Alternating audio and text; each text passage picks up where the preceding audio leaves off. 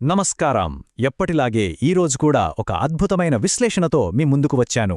మారుతున్న కాలానికి తగ్గట్టుగా మనం ఎలా సన్నద్ధమవ్వాలి అనే విషయంపై 1971 ఫిబ్రవరి నాటి అఖండ జ్యోతి మ్యాగజిన్లో ప్రచురించిన ఒక లోతైన జ్ఞాన సారాంశాన్ని మనం ఇప్పుడు చూడబోతున్నాం.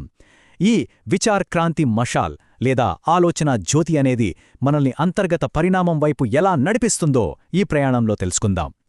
ఇక ఈనాటి మన ప్రయాణంలో ప్రధానంగా 5 దశలుంటాయి.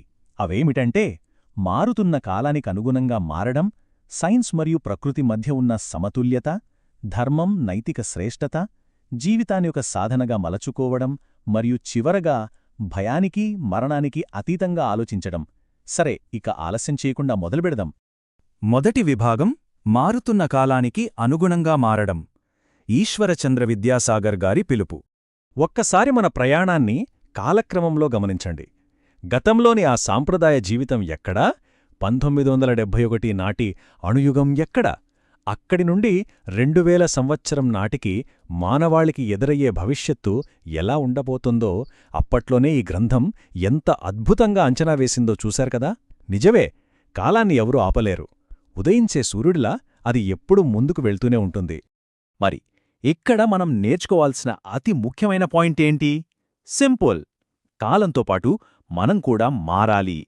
అవును, ఒక కఠినమైన బండరాయిని సైతం తన పట్టుదలతో చీల్చుకుని ముందుకు సాగే నీటి ప్రవాహంలా బయట ప్రపంచం సాధిస్తున్న మార్పులకు అనుగుణంగా మనం కూడా మారాలి. అప్పుడే కదా మన ఎదుగుదల సాధ్యమయ్యేదే. ఇప్పుడు రెండో విభాగానికి వద్దాం. సైన్స్, ప్రకృతి మరియు ఆత్మ. ఈ అణుయుగంలో అసలు బ్యాలెన్స్ ఎలా తీసుకురావాలి? ఈ పాయింట్ దగ్గర మనం కొంచెం లోతుగా ఆలోచించాలి. ఇక్కడొక పెద్ద డిబేట్ కనిపిస్తోంది చూడండి. ఒకవైపేమో సర్వనాశనం చేసే అణువికిరణం లాంటి సాంకేతిక ముప్పుంది, మరోవైపు చూస్తే కంటికి రెప్పలా కాపాడే గోమాత మరియు ప్రకృతి మనకు ఆశ్రయమిస్తున్నాయి. ఈ రెండింటి మధ్య ఉన్న తేడా మనకు చాలా స్పష్టమైన సందేశాన్నిస్తోంది. శాస్త్ర సాంకేతిక రంగాలు ఎంత స్పీడ్గా డెవలప్ అయినా సరే, మనం ప్రకృతి నుండి, ఆధ్యాత్మికత నుండి నేర్చుకోవాల్సింది చాలానే ఉంది.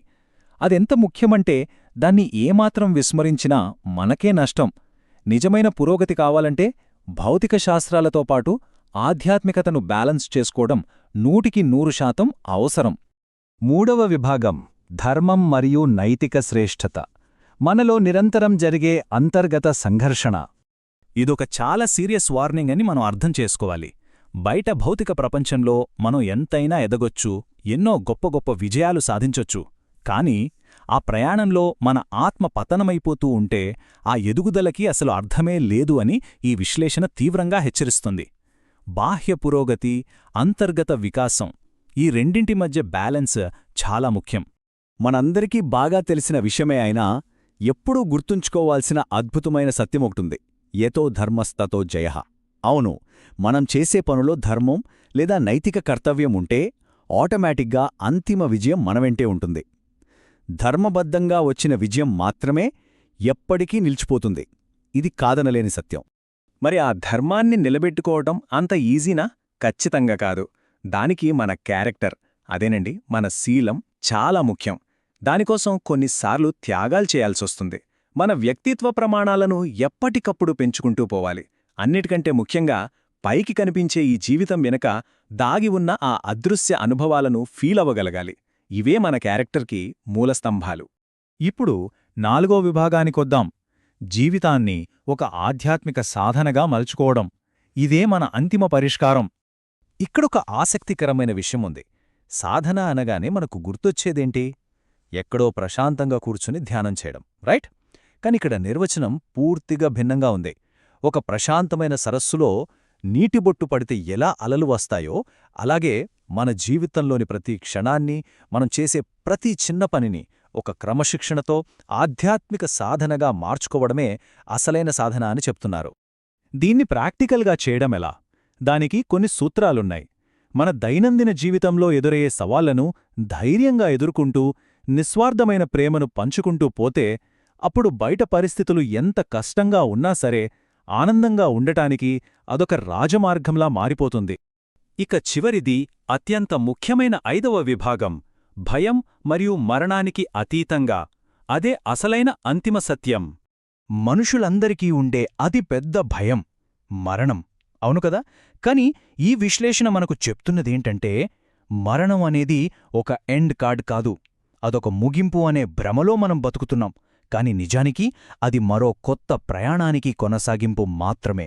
ఎప్పుడైతే ఈ వాస్తవం మనకు అర్థమవుతుందో మనలోని ఆ లోతైన భయం పటాపంచలైపోతుంది. సరే, మరణభయం పోయింది అనుకుందాం. మరి ఆ సంపూర్ణమైన మనశ్శాంతి ఎలా వస్తుంది? చాలా సింపుల్. అనాసక్తి అంటే ఫలితాల మీద మరీ ఎక్కువ ఆశలు పెట్టుకోకుండా ఉండటం. ఒక పారే నదిలో రాలిపోతున్న ఆకుల్లా దేనికీ అతుక్కోకుండా మనం డిటాచ్డ్గా ప్రశాంతంగా ఉండగలగాలి. అప్పుడే నిజమైన అంతర్గత శాంతి మన సొంతమవుతుంది. ఇక ఈ అద్భుతమైన ప్రయాణాన్ని ముగించే ముందు మిమ్మల్ని ఒక పెద్ద ప్రశ్న అడగాలనుకుంటున్నాను. ఈ విశ్వం అంతా ఒక అదృశ్య శక్తి కనుసన్నల్లో ఎంత పర్ఫెక్ట్గా నడుస్తోందో గమనించారా? మరి ఇలాంటి యుగ పరివర్తన సమయంలో మనం ఏ మార్గదర్శక వెలుగును చూసి మన జీవితాలను మలుచుకోవాలి? పర్వత శిఖరంపై ఉదయిస్తున్న ఆ సూర్యుడిలా ఈ ప్రశ్న మీ ఆలోచనలను తట్టిలేపాలని ఆశిస్తున్నాను. ఈనాటి మన విశ్లేషణలో భాగమైనందుకు ధన్యవాదాలు. మళ్ళీ కలుద్దాం.